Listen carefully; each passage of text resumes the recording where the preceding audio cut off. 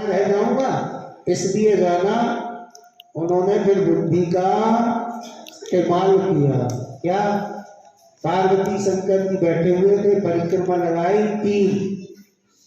अरे बेटा, तू जा नहीं रहा, तेरी कैसी शादी होगी, तू यहाँ क्यों परिक्रमा लगा रहा है? बोले माँ, पापा जी, मम्मी जी, हमने पूरी पृथ्वी की 3 परिक्रमाएं कर ली और आपके सामने आए, अब वही शादी करो। सिद्ध भी कर दिया, नहीं सिद्ध भी कर दिया। बोले माता पिता, बोले आप बताइए आपके अंदर क्या नहीं है?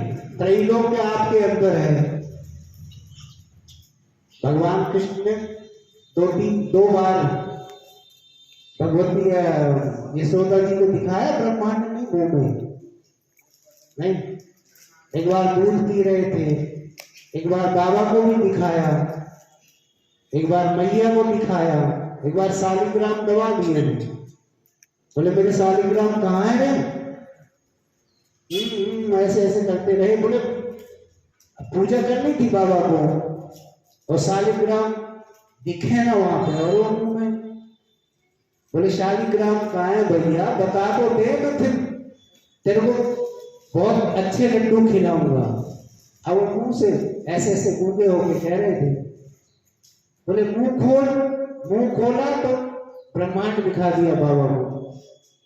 इसी तरह से मैया को भी दिखाया था जब मिट्टी खाई थी। भगवान ने एक बार मिट्टी खाई, सब लोगों ने शिकायत किया, भैया इसने मिट्टी खाई है, तेरे लाला में कीड़े पड़ जाएंगे, इसको बीमारी हो जाएगी। क्यों रे चटोरे, जितेंद्रिय, मिट्टी खाई है तूने? नहीं भैया, सब झूठ बोल रहे हैं, सर्वे मिथ्या वसंतिना, ये सब झूठ बोल रहे हैं। तो ये झूठ बोल रहे हैं तो मुंह खोल दे। अब मुंह खोल के दिखाया तो भगवान मैया तक खड़ी है, वहां सब कुछ दिखाई दे गया, सारा वैकुंठ, नदी, पहाड़ है, सब कुछ दिखाई दे गया। इतना तक कि मैया लाठी लेके खड़ी है, वो भी दिखाई दे गई। वृंदावन बिहारी लाल की। तो गणेश जी ने कहा, बोला प्रभु आपके अंदर सारा सब कुछ है, आप ब्रह्मांड के नायक हैं। अतल वितल सुतल तरातल महातल रसातल पाताल भू भुआ स्वा महाजना तपा, ये तक है आपके अंदर। वो तो भैया तो गए हैं, तो ये पृथ्वी की परिक्रमा करके आएंगे ना।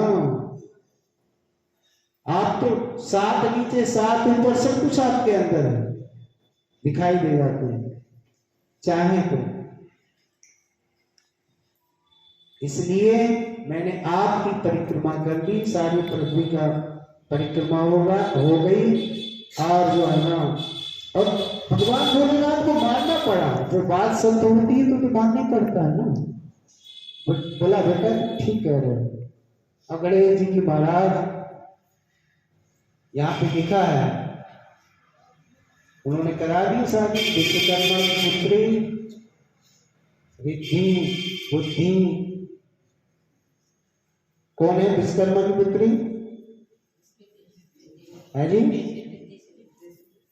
हाँ, बुद्धि सिद्धि। रिद्धि का कोई अर्थ नहीं होता है, बुद्धि सिद्धि। बुद्धि, रिद्धि सिद्धि, बुद्धि, बुद्धि सिद्धि। सिद्धि तो ठीक है ना, बुद्धि भी ठीक है, राइट। बुद्धि सिद्धि, और बुद्धि सिद्धि से शादी होगी महाराज। उधर नारद जी ने बता दिया, नारद जी ने बताया। बोले जब वो उधर गए, बोले भैया वहां तो ढोल धमाके सब कुछ बज गए, कहाँ परिक्रमा कर रहे हो यहाँ पे? कार्तिक जी को। तो फिर उन्होंने कहा कि अब मैं नहीं जाऊंगा। तो फिर कार्तिक महाराज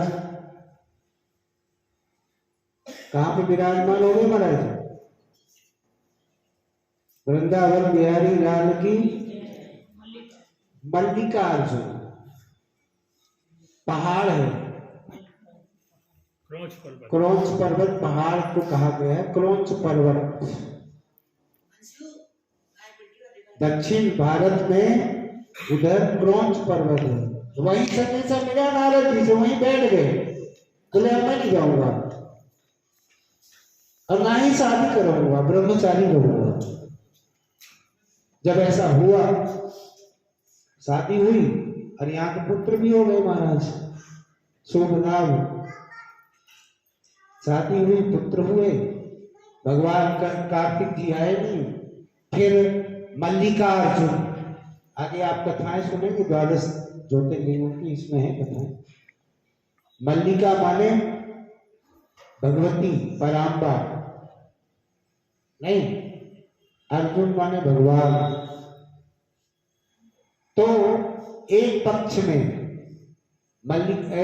में भगवती जाती है, अमावस को पूर्णिमा को भगवान शिव जाते हैं कार्तिक जी का दर्शन करने के लिए, वहीं जाते हैं, मेला भी लगता है।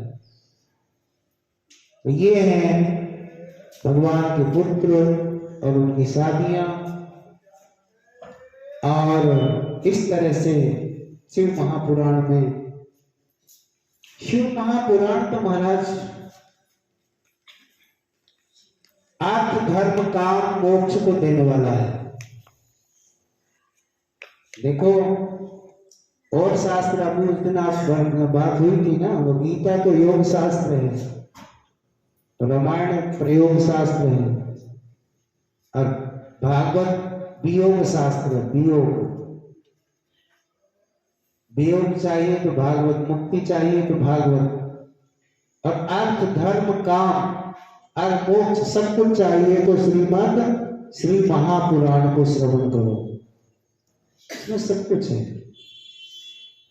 जल्दी प्रसन्न करना है, जल्दी सब कुछ चाहिए, तो भगवान शिव का पूजन अनिवार्य है।